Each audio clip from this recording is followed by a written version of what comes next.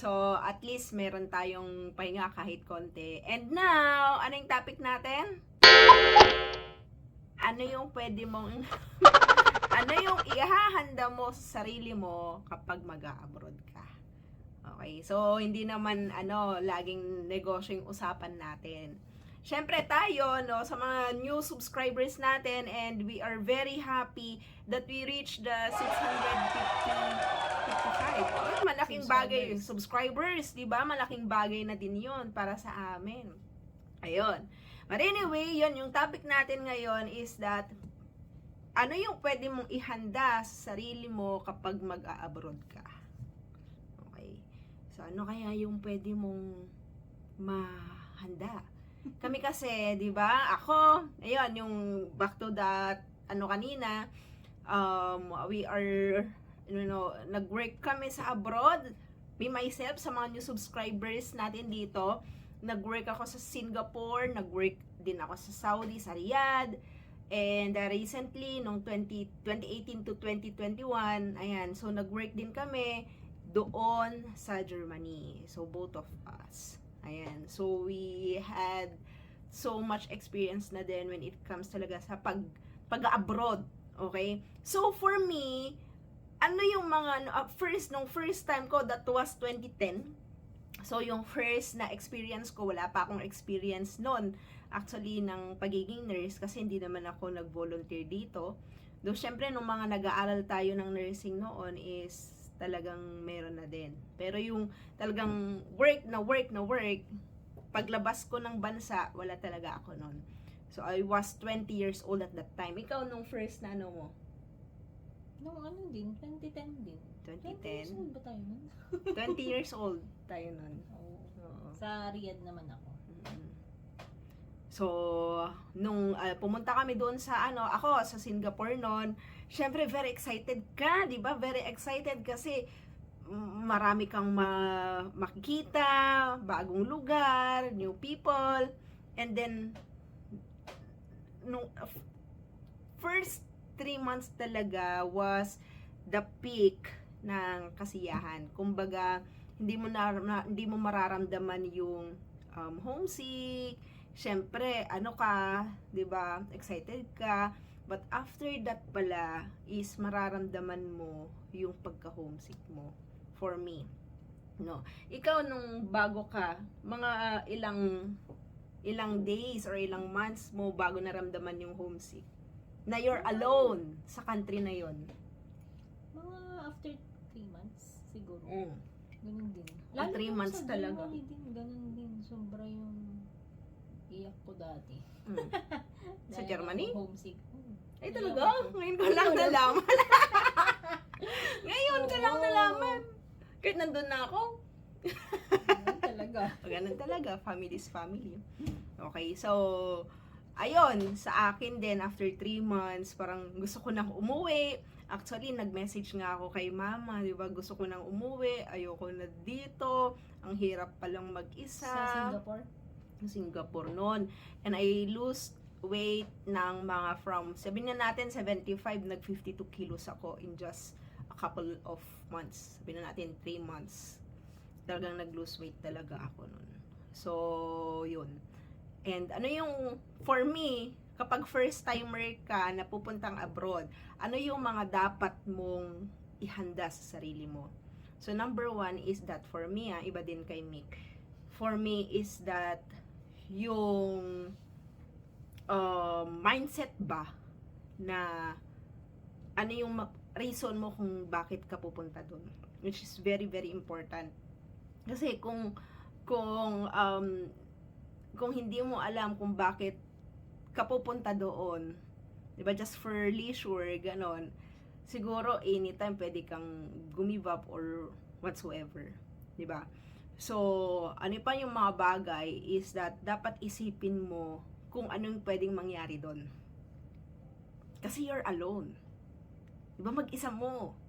Wala kang, for example, hindi kagaya dito na kapag magkasakit ka, diba, kapag magkakasakit ka, mayroon family, may kasama ka, mag-aalaga sa'yo, pero kapag ikaw mag-isa doon and you don't have any family, nako, expect mo na dapat you're independent enough. Ayun. And kapag wala ka pang experience, for example, kagaya sa akin na mag-work, 'di ba? Alam mo 'yon, parang be grateful na binigay sa para matuto ka. 'Di ba? Para matuto ka sa buhay. And 'yon, ikaw. Kapag sa mga bago, for example, sa mga bago. Syempre ako kasi 'di ba nag-work na din ako sa Riyadh way back 2010, so 2 years ako doon, and then umuwi ng Pilipinas, and then nag-abroad ulit, Germany naman. So sa mga first time na mag-abroad, ihanda nyo siguro yung parang goals nyo, parang ganun, for the next 3 years or 5 years. Kasi sa akin, yung parang naging mistake ko noon is hindi ko pinaghandaan kung magkano dapat ang iipunin ko monthly para in 1 year time, ito yung ipon ko, in 2 years time. So nung nasa Riyadh ako, sa 2 years na yun, di ba, parang hindi ko in-expect na ganun lang pala yung yung savings ko.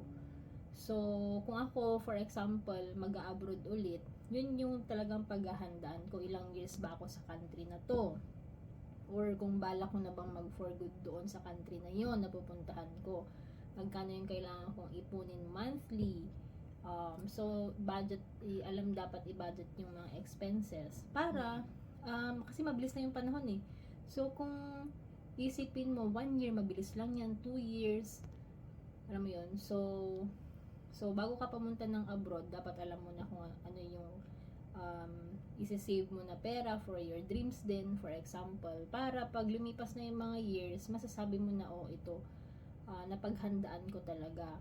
Kasi tayong mga first timer mag-abroad, for example, no, parang ang isipin mo lang is, after ng work, gagala ako sa ganito, pupunta ako sa ganito, bibili ng ganito, parang parang one day millionaire, parang ganon. Parang nung nagpunta kasi ako ng Germany, sabi ko, 1 year na nakalipas, tapos ito pa lang yung naiipon ko. Parang ganun. Parang naulit na naman yung nangyari nung sa Saudi. Kaya, doon din pumasok yung mag-abroad ako, dapat may extra income din ako. Kasi nung nasa Riyadh ako, hindi ako naghanap ng extra income, so nakontento na lang ako sa isang source of income. So nung nag-Germany na, ayun, napaghandaan naman na. So yun yung parang lesson learned ko sa pag-abroad actually, no. Kasi yung iba, 'di ba, umuwi ng Pilipinas, nakapag-ipon pero hindi pa rin enough, tapos bumalik na naman. So ayun, yun siguro yung for me. Oo, kapag bago na ka, pwede kong i-impart as a kasi OFW. Saka hindi kasi forever na OFW former ka. OFW. Hindi kasi hindi forever na OFW ka. Lagi mong isipin 'yun. Kaya kagaya din sa akin, syempre, to tell you honestly, wala talaga, 'di ba? 'Yun nga, abroad kami. Pero wala talagang naipon from those recent na, from those na work noon abroad. So yun. Kaya for example, yun naman mga datihan na, ayan, syempre bumalik na ng Pilipinas, tapos babalik ulit ng abroad. Ano kaya yung mga dapat na ihanda nila sa sarili nila? I-add on na lang natin, syempre ganun din naman, 'di ba, dun sa mga bago na kailan mong may goals, kailangan na mag-ipon, 'di ba? Add on na lang natin sa mga old na pabalik-balik na nag-abroad. So, ano yung kailangan mong ihanda sa sarili mo na babalik ka ulit sa abroad? Okay. So, ikaw, ano yung mga bagay-bagay na yun? Emotional. Yung emotions. Lalo kung ikaw ay may family na, syempre, mahirap din pag iwan mo yung family mo. Sa Pilipinas, 'di ba? Mahirap ang long distance relationship. So, yung mga time na may mga events, birthdays, wala ka. Alam mo yon, dapat handa ka na naman sa emotion na yon, 'di ba? So yun. And to tell you honestly din, syempre tayo naman nagpabalik-balik din. Alam mo yun yung sa aeroplano, no? Sa window. Tapos iisipin mo, alam mo yun, wala, ano na naman, aalis ka na naman. Pero syempre, 'di ba, wala namang magagawa kasi kailangan naman talaga ng pera. Kung gusto talagang makapag-ipon, kung nakakapag-ipon, 'di ba? So, sa mga old abroaders, OFW na nandyan ngayon na tumututok sa atin. Aside sa mga dapat mag-ipon kayo kasi hindi forever na OFW. Mag-invest. Nag-invest din. Put up a business, for example, online man yan, or traditional. So, kailangan talaga ng backup plan. Parang ganun. Hindi lang yung nag-abroad ka, kontento ka na. Kasi halos ng mga nakakausap namin sa business namin, na mga OFW, ano din, open na din sila sa another source of income, backup plan nila. Kasi mostly, dito pa rin gustong mag for good, parang ganun. So, sa mga may iwan na family, yung iba kasi is, ano, diba, pinipili nila yung country na pwede nilang isama yung family nila doon, like US. Pero, 'di ba, mag-work man sila kasama yung family, pero parang mas pipiliin pa din nilang mag-settle dito. No? Kasi syempre marami ding bills doon, maraming mga babayarin, ganyan. Pero nasa iba't ibang perspective ba? Iba yung perspective ng isa't isa. Ayun. So, kapag ikaw, old man or new, na mag-abroad, ayan, wish you good luck, diba? Tuloy-tuloy nyo lang yan, kasi kayo, sama na lang din namin, diba, mga OFW talaga, sobrang napakasipag yan, diba? Yan yung mga taong motivated, na kayang lumayo para sa pamilya nila, diba? Hindi madaling mag-abroad. Mga subscribers natin dito na nandito sa Pilipinas and never pang nag-abroad, ayan. So, to tell you din talaga na hindi madaling mag-abroad. Minsan lang yan, tayo din nun, no, nung una-una tayo dun sa Germany nun. Once lang tayo makakain sa restaurant, no? Kasi sobrang tight yung budget kasi maraming bills. Ayan, hindi afford, kumbaga. Parang isisend mo na lang sa Pinas kaysa pangkain mo. Diba na minsan nakakalimutan mo din yung sarili mo. So, ayun. And minsan, di ba yung mga OFW natin, kailangan nyo din ipamper yung sarili nyo kasi syempre, di ba, i-reward nyo din yung sarili nyo yan. Yes, invest on yourself. Like, sa amin nun, nag-take kami ng vitamins, di ba? Kasi sobrang pagod sa work. So, yun yung pampalakas namin. Oo. Kasi hindi porket nasa broadcast, kayod-kayod na lang. Okay, yung katawan mo. Oo, hindi pang habang buhay, malakas ka. So, kailangan mo din talagang, ayun. Ihanda or kailangan mo din, fuel, kumbaga, di ba, yung sarili mo. Kasi kung hindi mo fino-fuel yan and talagang trabaho ka ng trabaho, non-stop, mapapagod yan.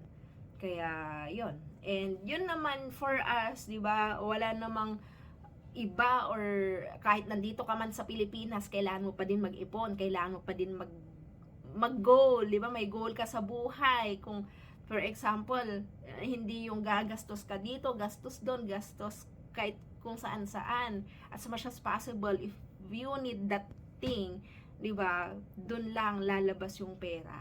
Di ba? Wants versus needs. So, yun lang naman mga kanegosyante, and we are very glad na nandito kayo ngayon, nanonood. Please subscribe kung hindi ka pa subscribe sa channel namin, and comment kung meron kayong gustong matapik natin, or maybe masabi, di ba? Say hi, hello. And like naman and share our videos. Ayun. So, sa susunod na naman ulit, kanegosyante, God bless and good luck. Bye!